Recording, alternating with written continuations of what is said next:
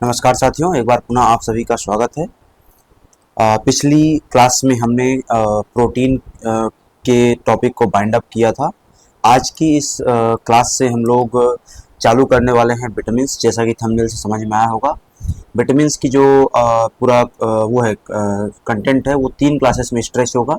आज की इस क्लास में हम लोग विटामिन्स क्या होते हैं, क्या उनके फंक्शंस हैं, क्या उनका रोल है, क्या उनका क्लासिफिकेशन है, बस इसी को समझने वाले हैं। अगली क्लास में हम फैट सॉल्युबल विटामिन्स के बारे में पढ़ेंगे और थर्ड लास्ट क्लास में हम वाटर सॉल्युबल विटामिन्स के बारे में चर्चा करेंगे। हर विटामिन के बारे में हमको इंडिविजुअल सेपरेटली चर्चा करनी है।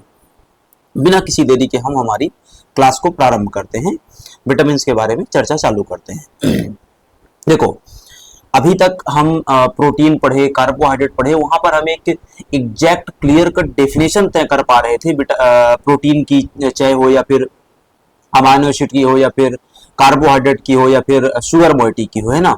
हम एक क्लियर कट डेफिनेशन तय कर पा रहे थे। यहाँ पर एक क्लियर कट डेफिनेट वो नहीं है, डेफिनेट तरीके से उसको डिस्क्राइब नहीं किया गया है, परिभाषित नहीं किया गया है, ठीक है। बट फिर भी हम उसको समझने के लिए कुछ चीजों का यूज कर सकते हैं, कुछ आधार पर हम उसको क्या कर सकते हैं, डिफाइन कर सकते हैं विटामिन को, ठीक है। तो कई बार कहा जा सकता है कि they can be regarded as a organic compounds required in a small amount in the diet to perform specific biological functions. बात यहां से स्पष्ट हो रही है कि यह क्या होते हैं, ऑर्गेनिक कंपाउंड होते हैं। पहली बात यहां से क्या क्लियर होती है कि यह ऑर्गेनिक कंपाउंड होते हैं, एक बात। दूसरी, required in a small amount, ये दूसरी बात यहां से तय होती है, in a diet to perform specific biological functions. क्या भाई, किसी एक विशेष कार्य को करने के लिए कम मात्रा में कुछ ऑर्गेनिक कंपाउंड की जो हमारी आवश्यकता होती है, वह कई बार किसके रूप में जाने जाते हैं, विटामिन के रूप में जाने जाते हैं, ठीक है। बात समझ में आई, वह विटामिन के रूप में जाने जाते हैं। अब इनका फंक्शन क्या होता है सामान्य तौर पे, कि they help in the normal maintenance of optimum growth and health of the organisms, ठीक है। तो जो भी जीव है, जो भी क्या है, जीव है, उसकी सामान्य वृद्धि और अच्छे बेहतर स्वास्थ्य को बनाए रखने में क्या करता है, मदद करता है। The bacterium E. coli doesn't require any vitamins as it can synthesize all of them। अब हमने कहा, है ना, अब हमने कहा कि ऑर्गेनिजम्स को क्या चाहिए होता है, विटामिन चाहिए होता है, ताकि उनकी ग्रोथ, ऑप्टिमल ग्रोथ बनी रहे और उनका नॉर्मल मेंटेनेंस बना रहे। लेकिन हर ऑर्गेनिज्म को ये नहीं चाहिए, हर ऑर्गेनिज्म को यह नहीं चाहिए। क्यों नहीं चाहिए? बाहर से, मतलब डाइट में नहीं चाहिए। क्यों नहीं चाहिए? क्योंकि कुछ ऑर्गेनिज्म इन विटामिन को स्वयं सिंथेसाइज कर लेते हैं।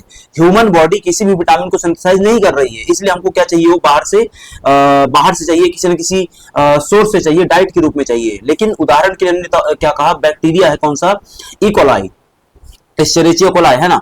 अब एस्चेरिचिया कोलाई को बाहर से विटामिन नहीं चाहिए डाइट के रूप में, डाइट के फॉर्म में। क्यों नहीं चाहिए? क्योंकि वो स्वयं क्या कर सकता है, उनको सिंथेसाइज कर सकता है। It is believe that over the course of the evolution higher organisms lost ability to synthesise vitamins. अब हम किस में आते हैं, हम, दैट मींस कि वी ह्यूमंस, होमो सैपियंस, जो कि मैमल्स की कैटेगरी में आते हैं। हम होमो सैपियंस आज की तारीख में हायर ऑर्गेनिज्म कैटेगरी में आते हैं, और हायर ऑर्गेनिजम्स ने अपनी विटामिन्स को सिंथेसाइज करने की कैपेसिटी को, ऑटो सिंथेसाइज करने की कैपेसिटी को खो दिया है। अरे, तुमको आवश्यकता है लेकिन वो तुम बना नहीं रहे हो, तो फिर कहीं तो बाहर से लोगे।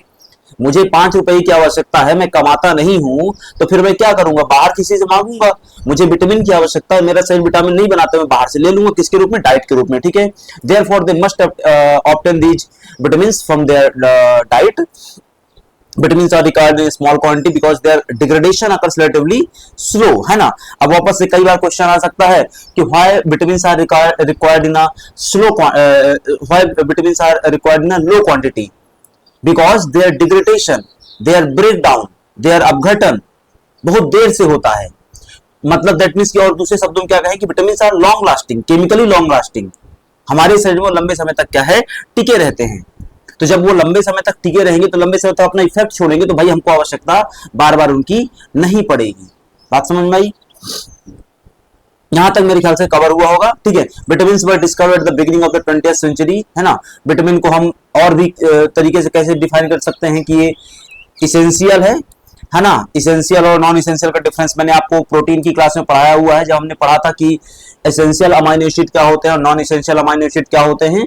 इसेंशियल हर वो चीज होती है जो हमारे बॉडी में सिंथेसाइज नहीं होती है, नॉन इसेंशियल हर वो चीज होती है जो हमारे बॉडी में सिंथेसाइज होती है। यदि कोई चीज मेरे बॉडी में नहीं बनती है तो मुझे बाहर से लेना उसको क्या हो जाएगा, इसेंशियल हो जाएगा। विटामिन मेरे शरीर में नहीं बनते इसलिए वो क्या है, इसेंशियल है। दूसरा, इनसे कोई एनर्जी नहीं मिलती है, या किसी प्रकार की कोई एटीपी प्रोड्यूस नहीं करते हैं ना, एडिनोसिन ट्राइफॉस्फेट, एटीपी का फुल फॉर्म क्या हुआ, एडिनोसिन ट्राइफॉस्फेट, या किसी प्रकार कोई एटीपी नहीं देते हैं। एक तो नॉन कैलोरिक हो गए, दूसरा इसेंशियल हो गए, तीसरा organic nutrient needed in tiny amount in a diet है। तो यह बहुत कम मात्रा में, टाइनी अमाउंट एग्जैक्टली क्या है, तो बहुत कम मात्रा में आवश्यक क्या है, ऑर्गेनिक न्यूट्रिएंट हैं जो कि क्या होते हैं, नॉन कैलोरिक होते हैं। ठीक है। The only disease vitamin can cure is the one caused by deficiency of that vitamin। ये बहुत अच्छी लाइन, इसको ध्यान में रखना है कि विटामिन की कमी से सिर्फ वही, इसको इस तरीके समझो कि विटामिन किसी भी डिजीज को क्योर नहीं कर सकते हैं एक्सेप्ट वो डिजीज जो उनकी कमी की वजह से हुई है। बात समझना, ठीक है। विटामिन की कमी की वजह से जो डिजीज हुई है सिर्फ वही खत्म हो सकती है, दूसरी खत्म नहीं हो सकती। फॉर एग्जांपल विटामिन डी की कमी से क्या हो सकता है, रिकेट्स हो सकता है, ऑस्टियोमलेशिया हो सकता है। ठीक है। अब मान लो बच्चों में क्या हुआ, रिकेट्स हुआ। अब तुम यदि विटामिन दोगे तो रिकेट्स खत्म हो जाएगा, उसके अलावा और कोई काम नहीं होने वाला है। बात समझ में आ रही है ना। तो ये एग्जैक्टली उस तरीके से क्या करता है, काम करता है। ठीक, यहां पे ध्यान में इस चीज को रखना है।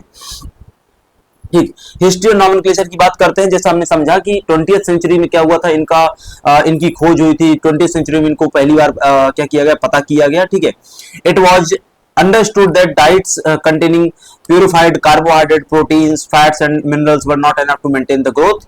20th सेंचुरी में जाकर के हमको पता चला कि हम हमारी डाइट में जो मिनरल ले रहे हैं, कार्बोहाइड्रेट ले रहे हैं, प्रोटीन ले रहे हैं, फैट ले रहे हैं, है ना, यह पर्याप्त नहीं है शरीर के वृद्धि और विकास के लिए, है ना, यह पर्याप्त नहीं है शरीर के वृद्धि और विकास के लिए। ठीक है। And health of the experimental rats unlike natural food such as milk. ठीक है। अब आगे चल करके इसमें क्या एग्जैक्टली पता चला, तो Hopkins coined the term accessory factors, है ना। अब जब तक विटामिन के बारे में सिर्फ पता चला था, अभी कोई नामकरण नहीं हुआ था, उनको विटामिन जैसा शब्द नहीं दिया गया था, तो हॉपकिंस ने एक शब्द इजाद किया, उसको नाम दिया गया एक्सेसरी फैक्टर्स।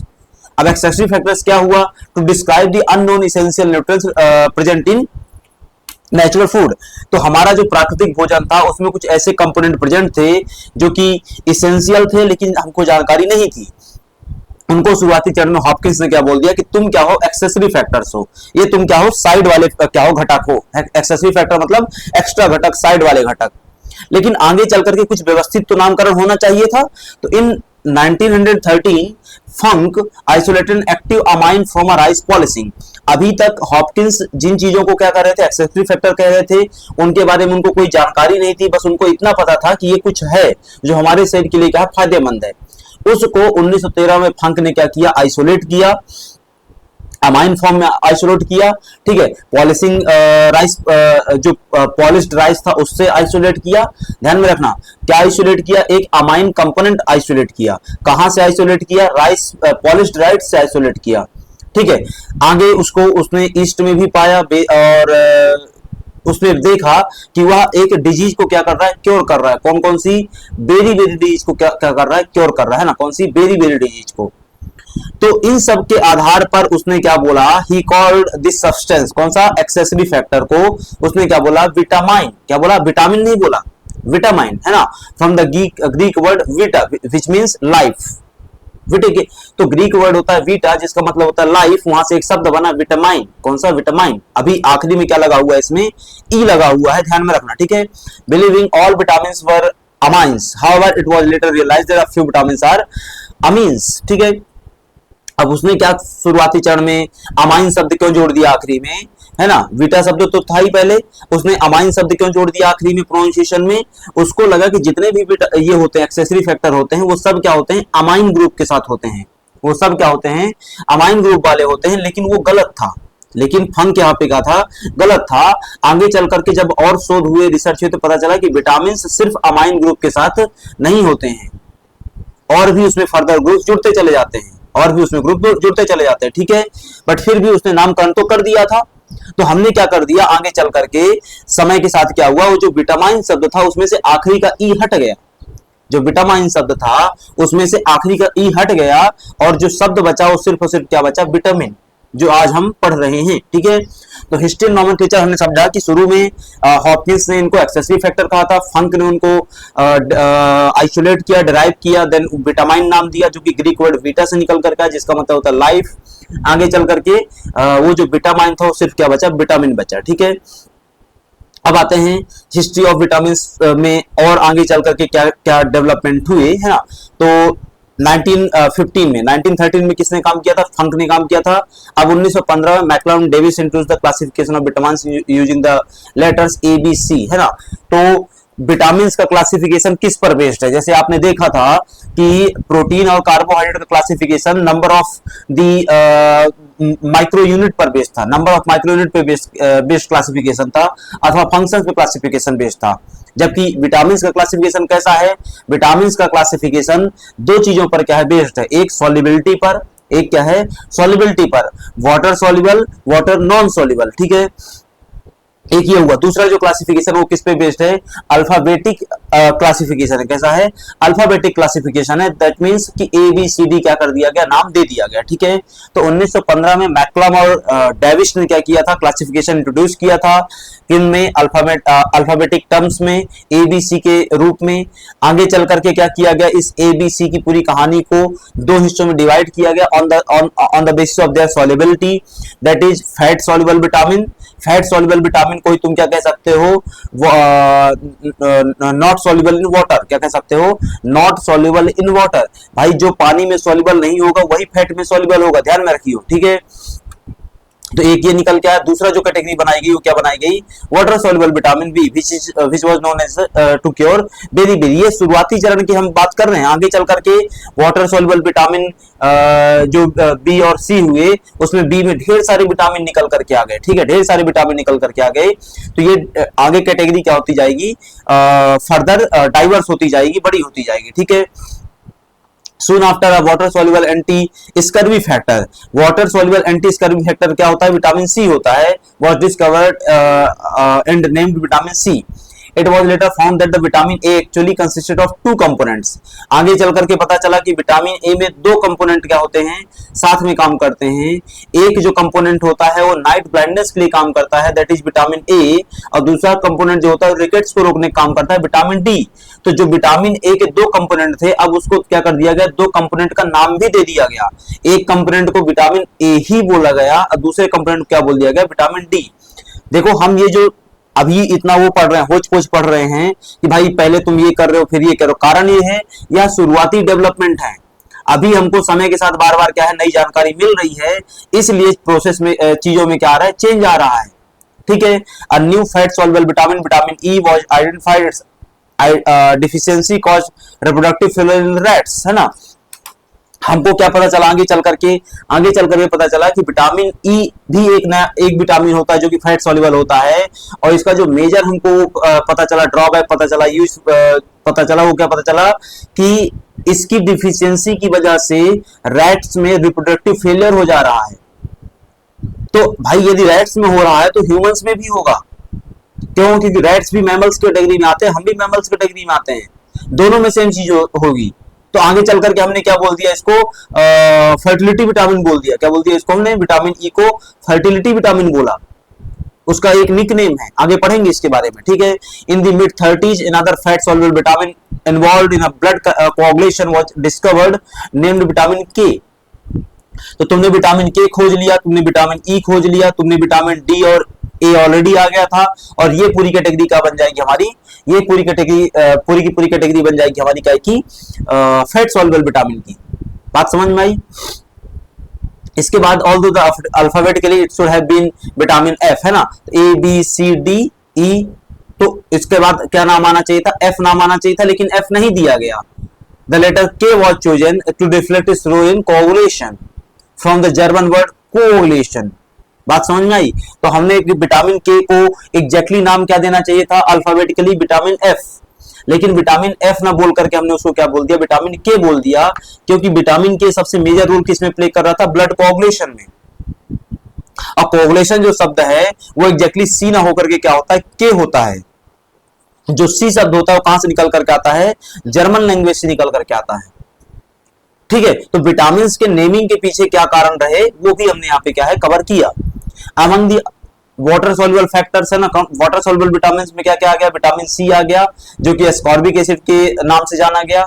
विटामिन बी पूरा कॉम्प्लेक्स बन गया, पूरा कॉम्प्लेक्स बन गया। दैट मींस कि वहां पे ढेर सारे क्या आ गए, विटामिन आ गए। जैसे विटामिन बी1 हो गया जो कि एंटी बेरीबेरी फैक्टर को रखता था, है ना, वो एंटी बेरीबेरी फैक्टर उसमें आइडेंटिफाई किया गया था।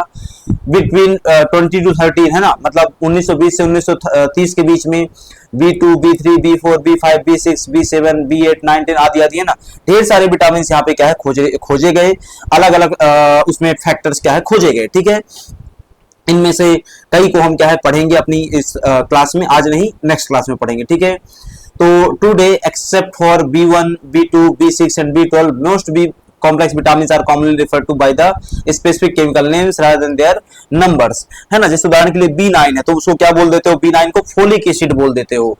B7 उसको क्या बोल देते हो, बायोटीन बोल देते हो। ठीक है, B5 तो उसको क्या बोलते हो, पेंटोथेनिक एसिड बोल देते हो। तो अधिकांश विटामिन को कौन से बी कॉम्प्लेक्स सेक्टर के अधिकांश विटामिन को आज हम उनके केमिकल नेम से क्या है जानते हैं, पहचानते हैं। ठीक है, ये ध्यान में रखना है आपको। अब आता है एक टर्म होता है विटामर्स, एक टर्म होता है छोटा सा विटामर्स, ध्यान में रखना एग्जैक्टली ये होता क्या है। The term vitamers refer to chemically similar substances that exhibit qualitatively similar vitamin activity. Some notable examples of vitamins are include, है ना। तो हमने क्या समझा कि यह रासायनिक रूप से ऐसे पदार्थ होते हैं जो विटामिन के समान ही क्या करते हैं, एक विटामिन के समान ही क्या करते हैं, फंक्शन शो करते हैं, क्रियाकलाप शो करते हैं। ठीक है, एक्टिविटी शो करते हैं। बात समझ में आई कि विटामिन के समान रासायनिक संरचना धारण करने वाले ऐसे तत्व जो विटामिन के जैसे ही फंक्शन धारण करते हैं लेकिन वो विटामिन नहीं होते हैं। ठीक है, उनको हम क्या करते हैं, विटामिन के विभिन्न रूपों के रूप में जानते हैं, इनको विटामिन्स कहा जाता है। जैसे उदाहरण के लिए जो विटामिन ए होता है उससे कई सारे विटामिन्स होते हैं। कौन कौन से, जैसे रेटिनोइक एसिड, ये क्या होते हैं मैं आगे आपको विटामिन ए में पढ़ाऊंगा।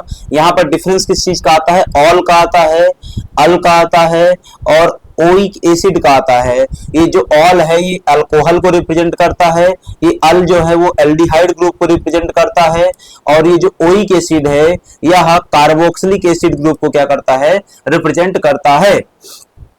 और ये रेटिनोइक एसिड क्या हो जाते हैं, विटामिन्स हो जाते हैं जो केमिकल सिमिलरिटी रखते हैं, फंक्शनल सिमिलरिटी रखते हैं, किसके जैसी, ओरिजिनल विटामिन के जैसी। ठीक, ऐसे ही यदि हम बात करें B6 पायरिडॉक्सिन है ना, इसके क्या वो होते हैं, विटामिन्स होते हैं। पायरिडॉक्सिन हो गया, पायरिडॉक्सल हो गया, पायरिडॉक्सामाइन हो गया। ठीक है, यहाँ पर भी क्या हो रहा है, फंक्शनल ग्रुप बदल जा रहा है। यहाँ पे कौन सा ग्रुप है, अमाइन ग्रुप है ना, एल्डिहाइड ग्रुप है। तो इस तरीके से क्या होता रहता है, इनके फंक्शनल ग्रुप बदलते हैं और एक केमिकली स्ट्रक्चर में थोड़ी सी समानता रहती है, फंक्शन में समानता रहती है, लेकिन ये एग्जैक्ट विटामिन ना होकर ये क्या कहलाते हैं, विटामिन्स कहलाते हैं। ये टर्म पता होनी चाहिए। ठीक है, अब आता है what is the correlation between vitamins and energy. तो हमने पीछे पढ़ा था, एक टर्म पढ़ा था पीछे हम कि जो विटामिन्स होते हैं, कहां पर पढ़ा था, ये रहा है ना, हमने ये शब्द पढ़ा था कौन सा, नॉन कैलोरिक। विटामिन क्या होते हैं, नॉन कैलोरिक। कैलोरी मतलब यहाँ पर किसी प्रकार की कोई ऊर्जा रिलीज नहीं होती, कोई एनर्जी रिलीज नहीं होती है। वही बात यहाँ पर भी लिखी हुई है कि vitamins do not directly provide energy, यह सीधे तौर पे किसी प्रकार की कोई ऊर्जा प्रदान नहीं करते हैं। They function as a cofactor for enzymes assisting in the production of energy from nutrients such as proteins, carbohydrates and fats. जब मैं आपको कार्बोहाइड्रेट की साइकिल्स पढ़ाऊंगा, है ना, इसी यूनिट 1 में, तब मैं आपको वहां पे बताऊंगा कि किस तरीके से विटामिन्स उन रिएक्शंस में, उन साइकिल्स में पार्टिसिपेट करते हैं as a cofactor in the formation और लेट से प्रोडक्शन ऑफ द एनर्जी। ऊर्जा के उत्पादन में वो किस प्रकार से काम करते हैं, लेकिन वह ऊर्जा के उत्पादन में डायरेक्टली इन्वॉल्व नहीं है, वह बस एक प्रोसेस में, एक साइकिल में कोफैक्टर के तौर पे काम करते हैं। प्रोसेस को इनिशिएट करने में अथवा आगे बढ़ाने में अथवा तेज करने में क्या करते हैं, मदद करते हैं। वह किसी प्रकार से कोई एनर्जी प्रदान नहीं करते हैं। जैसे उदाहरण के लिए कि कार्बोहाइड्रेट एनर्जी प्रदान करता है ना, फैट एनर्जी प्रदान करता है, लेकिन विटामिन कोई एनर्जी प्रदान नहीं करते हैं। ठीक है, सम विटामिन एक्ट एज एंटीऑक्सीडेंट, जैसे उदाहरण के लिए विटामिन सी हो गया, वह एक एंटीऑक्सीडेंट एक्टिविटी रखता है ना। इसके अलावा some are protecting the body from oxidative damage, कुछ क्या करते हैं, ऑक्सीडेटिव डैमेज से बचाते हैं। इसके अलावा कुछ विटामिन होते हैं, कुछ क्या एक ही होता है, वो प्रो हार्मोन की तरह काम करता है। प्रो हार्मोन का मतलब क्या होता है कि हार्मोन के पहले की स्टेप, है ना, हार्मोन बनने के पहले की स्टेप। हम इसको जब विटामिन डी पढ़ेंगे तब डिटेल में वहां पर देखेंगे। ठीक है, vitamin D function is a pro hormone playing a crucial role in hormone like activities. ठीक है, ये स्टेरॉल फॉर्म में होता है। किसके में होता है, स्टेरॉल फॉर्म। स्टेरॉल फॉर्म क्या होता है, स्टेरॉल फॉर्म हम उसको कहते हैं जहां पर केमिकल जो स्ट्रक्चर होता है वह स्टेरॉइड जैसा दिखाई देता है। ठीक है, स्टेरॉल फॉर्म में एकमात्र विटामिन जो है वो कौन सा है, विटामिन डी ही है। ठीक है, इसके बारे में पढ़ेंगे अगली क्लास में। अब आता है, हमने पीछे यहाँ पर कहा कि जो विटामिन होते हैं वह डायरेक्ट एनर्जी प्रोवाइड नहीं करते हैं, लेकिन कोफैक्टर के तौर पे, एंजाइम के कोफैक्टर के तौर पे क्या है, काम करते हैं। तो एंजाइम कोफैक्टर के तौर पे क्या क्या काम एग्जैक्टली कर रहे हैं उसको हम यहाँ पे थोड़ा सा देख लेते हैं। ठीक है, तो एंजाइम कोफैक्टर्स क्या होते हैं, पहले ये समझ लो कि a simple enzyme is an active enzyme that consist of only protein. यदि हम कहें कि तुम एंजाइम हो, हमने इस क्लास को पढ़ना भी है अलग से, एंजाइम की क्लास को, बट अभी के लिए मैं कहता हूं कि तुम एंजाइम हो, तो मैं जब किसी चीज को कहूंगा तुम एंजाइम हो, तो मैं उसके किस केमिकल प्रॉपर्टी की बात कर रहा हूं, मैं ये बात कर रहा हूं कि जो एंजाइम है किससे बना हुआ है, प्रोटीन लाइक कंपोनेंट से बना हुआ है, प्रोटीन से बना हुआ एग्जैक्टली, है ना, कैसे बना हुआ है, प्रोटीन से बना हुआ है। लेकिन हम तो एक इसकी बात करें, सिर्फ और सिर्फ एंजाइम की बात कर रहे हैं, लेकिन हमारा टॉपिक क्या है, एंजाइम कोफैक्टर है। तो बोले कोफैक्टर क्या होता है, तो many enzymes are active only when they combine with cofactor such as metallic ions और स्मॉल मॉलिक्यूल्स।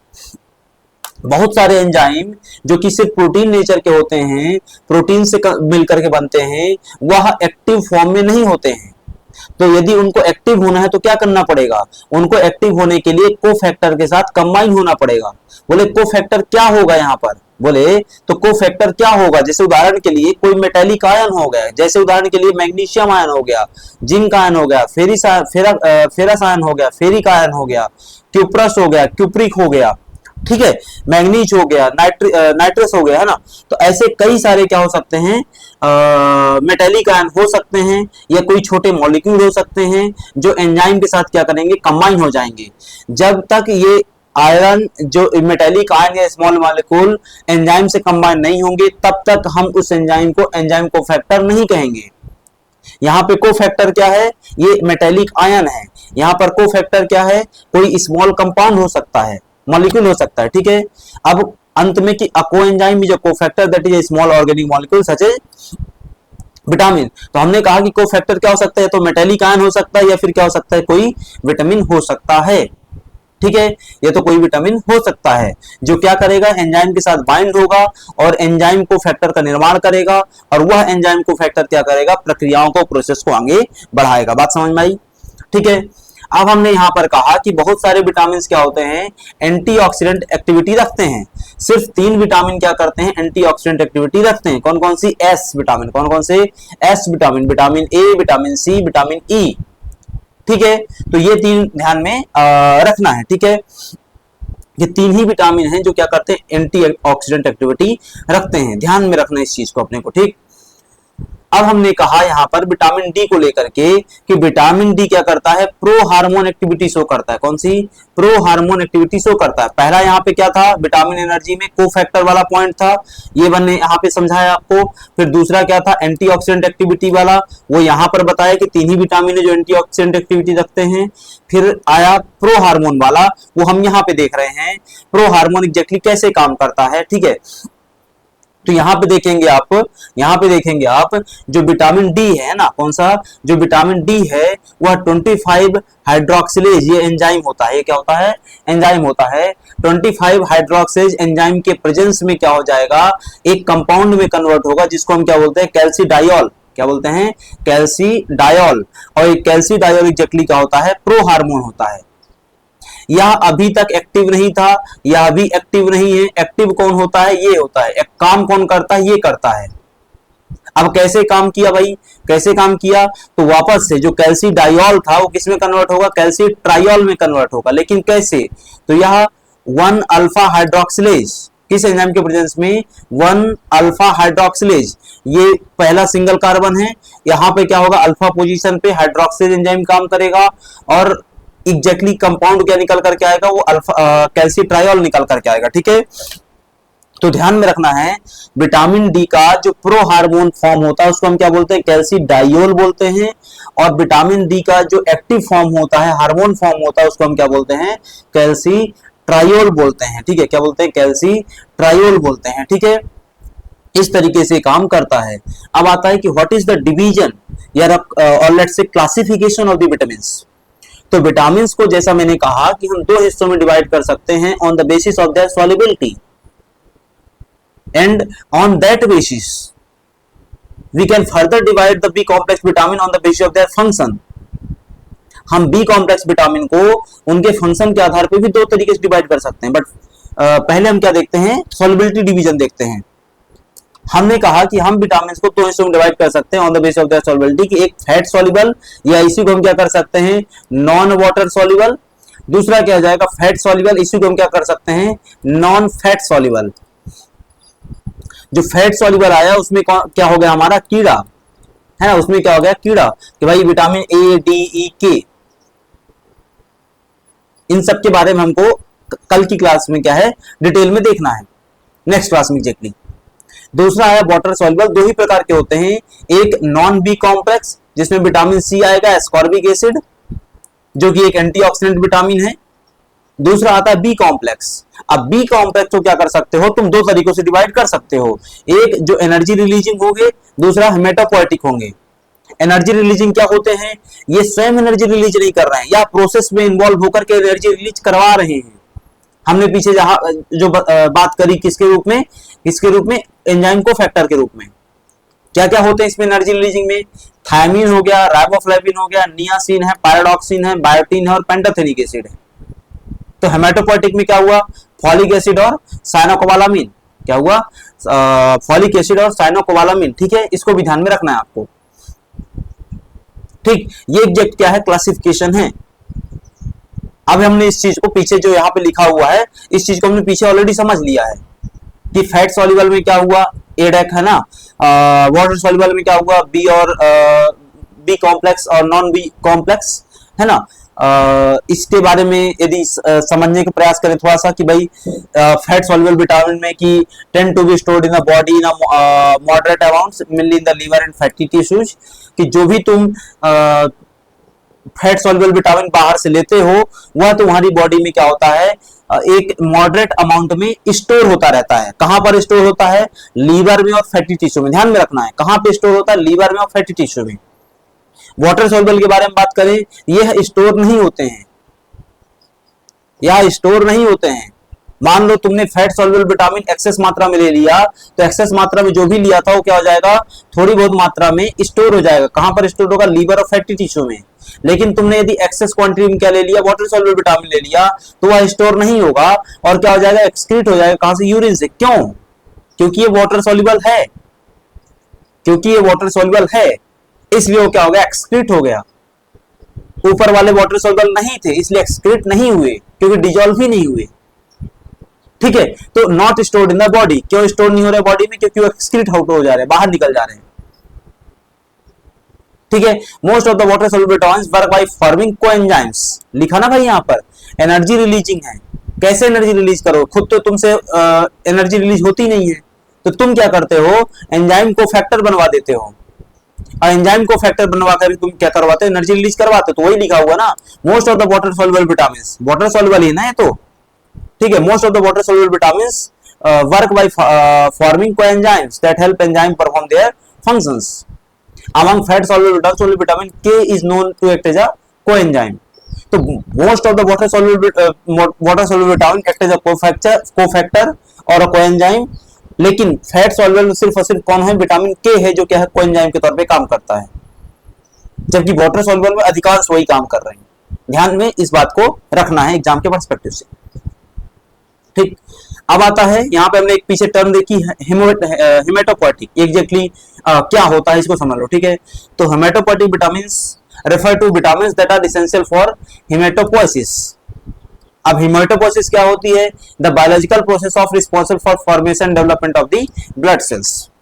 तो अब ब्लड सेल्स क्या होती हैं, तो ब्लड सेल कैटेगरी में आरबीसी, डब्ल्यूबीसी और प्लेटलेट रखी जाती है। ठीक है, तो आरबीसी, डब्ल्यूबीसी और प्लेटलेट्स के फॉर्मेशन में, प्रोडक्शन में, डेवलपमेंट में जो विटामिन इन्वॉल्व होते हैं उनको हम क्या कहते हैं, हेमेटोपोएटिक विटामिन कहते हैं, और इस प्रोसेस को क्या कहते हैं, हेमेटोपोइसिस कहते हैं।